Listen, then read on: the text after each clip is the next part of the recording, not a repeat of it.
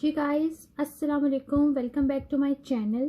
तो आज की वीडियो का जो हमारा टॉपिक है वो हमारा टॉपिक ये है कि हम यूके आ रहे हैं स्टडी करने। तो हम कौन सी यूनिवर्सिटी, किस सिटी की यूनिवर्सिटी, किस जगह की यूनिवर्सिटी को कैसे सिलेक्ट करें। क्योंकि पर्सनली जब मैंने भी अपना ये जर्नी स्टार्ट किया था तो सबसे पहला क्वेश्चन जो मेरे माइंड में आया था वो यही आया था कि कौन सी यूनिवर्सिटी सिलेक्ट की जाए। और फिर जो यूनिवर्सिटीज़ यानी मैंने शॉर्ट लिस्ट की थी वो किन सिनेरियो के बेस पे की थी, और फिर किन किन चीज़ों पे, किन किन क्राइटेरियो पे ये यूनिवर्सिटी जो मैंने जिसमें मैं पढ़ रही हूँ, यूनिवर्सिटी ऑफ हर्टफोर्डशायर, ये किन किन क्राइटेरियाज पे पूरी उतरी थी, तो मैंने इस यूनिवर्सिटी को फाइनल सेलेक्ट किया।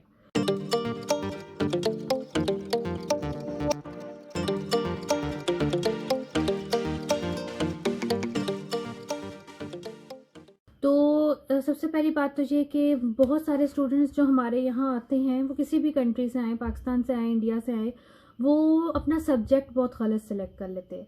सबसे बड़ी मिस्टेक जो स्टूडेंट्स करते हैं वो अपना ठीक सब्जेक्ट नहीं सिलेक्ट करते। यानी चाहे आप कंसल्टेंट के थ्रू अपना प्रोसेस कर रहे हो या आप प्राइवेटली अपना केस खुद लेके चल रहे हो, आप प्लीज़ अपनी फील्ड से रिलेटेड कोर्स स्टडी करें। ये मेरी आप सबसे जो है ना एक मुखलिसाना रिक्वेस्ट है, एडवाइस है। प्लीज़ अपनी फील्ड को स्विच ना करें। यानी मैंने यहाँ पे बहुत सारे ऐसे स्टूडेंट्स भी आते देखे हैं जिनका बैकग्राउंड जो है वो मेडिकल रिलेटेड है, या उनका बैकग्राउंड जो है वो जस्ट लाइक मैथमेटिक्स रिलेटेड है, और वो यहाँ पे मैनेजमेंट पढ़ने आ जाते हैं। सबसे बड़ी मिस्टेक स्टूडेंट ये करते हैं कि वो कोर्स एमएससी मैनेजमेंट ले लेते हैं। देखें, आप लोग अपना पैसा तो इन्वेस्ट कर ही रहे हो, ठीक है, तो आप लोग फिर ठीक चीज़ पढ़ लें। क्योंकि जब आप एक अच्छी एक कोई मुनफरिद डिग्री लेके पढ़ेंगे और अगर आप उसमें अच्छा स्कोर करेंगे तो definitely you will get a good job. यहाँ पे जॉब का फुकदान है, मैं मानती हूँ यहाँ पे जॉब का फुकदान है, वो यहाँ पे नहीं है। आप यूएसए में भी सर्वे करेंगे तो वहाँ पे भी यही हालात है। और उसकी रीज़न ये है कि आप लोग अपनी जो फील्ड है उसको सही सेलेक्ट नहीं करते। मैं आईटी की बंदी हूँ। मैंने पहले बैचलर सॉफ्टवेयर इंजीनियरिंग में किया हुआ है, उसके बाद मैंने अपना मास्टर सॉफ्टवेयर इंजीनियरिंग में किया हुआ है पाकिस्तान से, विद 1 ईयर रिसर्च वर्क। सो वो एमफिल के इक्वलेंट ही आ जाता है। और उसके बाद मैंने यहाँ पे अपनी एआई फील्ड सेलेक्ट की है, क्योंकि मैं यानी आईटी की बंदी हूँ तो एआई मेरी फील्ड हो सकती है। लेकिन मैंने यहाँ पे बहुत सारे ऐसे सॉफ्टवेयर इंजीनियर्स को आते देखा है जो एमएससी मैनेजमेंट पढ़ते हैं। कोई इन्वायरमेंटल साइंस के बैकग्राउंड वाला होता है, वो एमएससी मैनेजमेंट रख लेता है। इवन कोई स्पेस टेक्नोलॉजी की उसने ग्रेजुएशन की होती है, वो एमएससी मैनेजमेंट रख लेता है। सीरियसली ये गलती मत करें आप। अगर आप किसी कंसल्टेंट के थ्रू भी अपना केस फाइल कर रहे हैं, उसको साफ साफ बता दें अपनी कि मैंने अपनी फील्ड से रिलेटेड पढ़ना है। मीन्स अगर आप आईटी की हैं तो आपने computer science, software engineering, information technology, आप कोई भी एनिमेशन डिज़ाइनिंग, आप कोई भी इस तरह का कोर्स रखें, लेकिन प्लीज़ मैनेजमेंट ना रखें। मैं आपको ऑनेस्टली बता रही हूँ, यहाँ पे 70 to 80% स्टूडेंट्स जो आते हैं इंटरनेशनल, वो एमएससी मैनेजमेंट पढ़ के आते हैं, यानी पढ़ने आते हैं। और वो ये सोच के एमएससी मैनेजमेंट पढ़ने आते हैं कि इसके हफ्ते में सिर्फ 2 ही दिन क्लासेस हैं तो हम जॉब कर लेंगे, हम पैसा अर्न कर लेंगे। जॉब के मुतालिक मैं पहले एक डिटेल वीडियो बना चुकी हूँ, अगर आप लोगों ने वो नहीं देखी तो उसको ज़रूर जाकर देख ले, तो आपको जॉब का सारा सिनेरियो क्लियर आउट हो जाएगा। आप लोग यहाँ पे जब फुल टाइम स्टडी के लिए आते हैं तो आप लोगों ने अपनी स्टडी को फर्स्ट प्रायोरिटी देनी होती है। आपको just 20 hours per week job करनी अलाउ है on your NI number, national insurance number. So full time degree है, सो इट मीन्स कि आपको सारा वीक खुद को अवेलेबल रखना है अपनी डिग्री के लिए। और इसके लिए आपने यानी यूनिवर्सिटी वालों को, यानी बहुत सारे स्टूडेंट्स ये कंप्लेन कर रहे होते हैं कि हमारी जो क्लास आपने रखी है वो इस टाइम में आ रही है जब हमारी शिफ्ट का टाइम होता है, या बीच में 2 घंटे का ब्रेक आ रहा है तो वो हमारी शिफ्ट के टाइम को क्लैश कर रहा है। तो इस चीज़ के लिए यूनिवर्सिटी रिस्पॉन्सिबल नहीं है, क्योंकि आपने डिग्री पार्ट टाइम नहीं, आप लोगों ने फुल टाइम डिग्री सेलेक्ट की है। सो फुल टाइम डिग्री मीन्स कि आप किसी भी टाइम 24 यानी 9 सुबह 9 to 5 AM या 6 PM तक आप अवेलेबल हैं। और आप मंडे टू फ्राइडे किसी भी वक्त आपकी क्लास हो तो आपको कोई इशू नहीं होगा। तो इस चीज़ का आपने ख़ास ख्याल रखना है। यूनिवर्सिटी कौन सी सिलेक्ट करें? यूनिवर्सिटी वो सिलेक्ट करें जिसके आपको यानी थोड़े से फंड्स आपको लगेंगे, यानी ये बहुत महंगी यूनिवर्सिटी है। सबसे पहले तो बात ये कि इनसाइड लंदन यूनिवर्सिटी सेलेक्ट ना करें, क्योंकि लंदन की यूनिवर्सिटीज़ की कॉस्ट बहुत ज़्यादा है। एक तो लंदन की लिविंग कॉस्ट बहुत ज़्यादा है, सेकंड उसकी यूनिवर्सिटी कॉस्ट बहुत ज़्यादा है।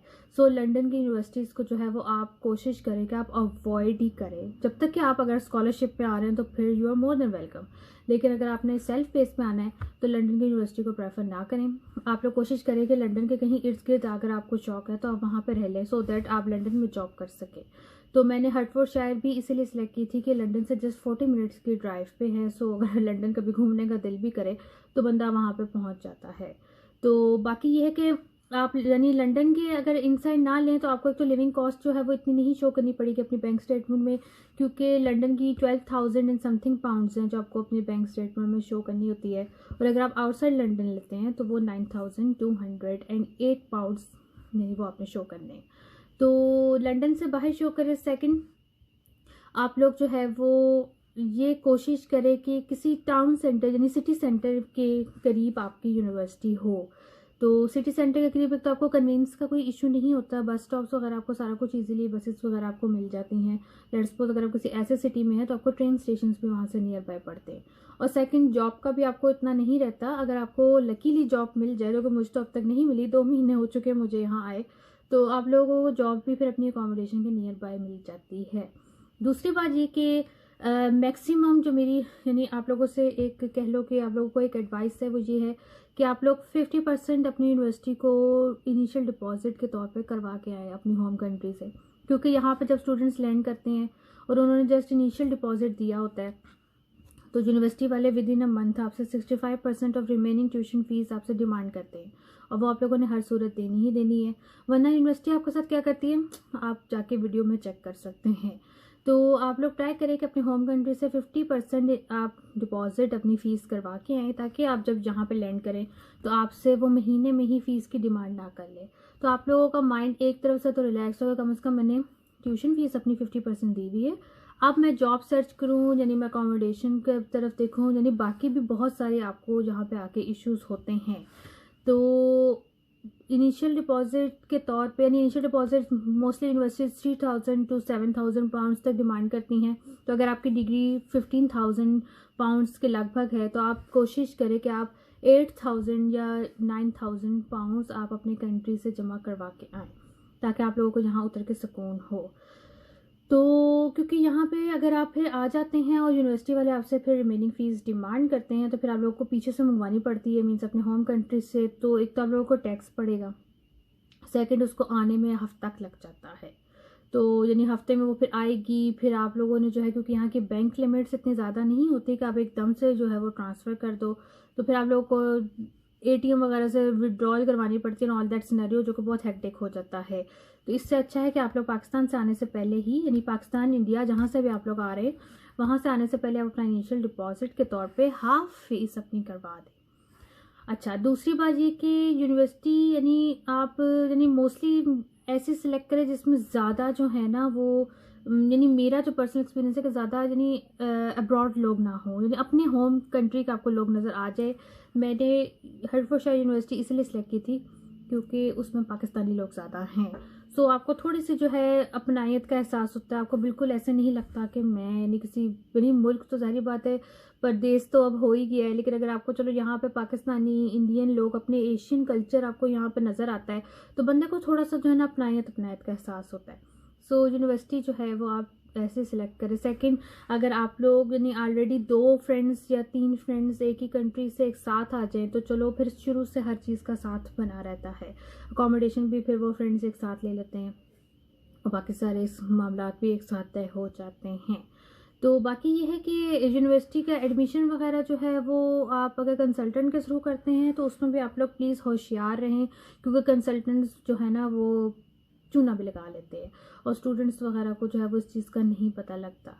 और प्लीज़ अगर आप लोगों के पास पैसे नहीं हैं तो आप लोग ये रिस्क मत उठाएं कि आप लोग ये सोच के जो है वो अपने होम कंट्री से आ जाएं यहाँ कि हम वहाँ पहुँच जाएंगे और हमें वहाँ जॉब मिल जाएगी और हम ये सारा कुछ मैनेज कर लेंगे। मैनेज नहीं होता, बहुत मुश्किल हो जाती है।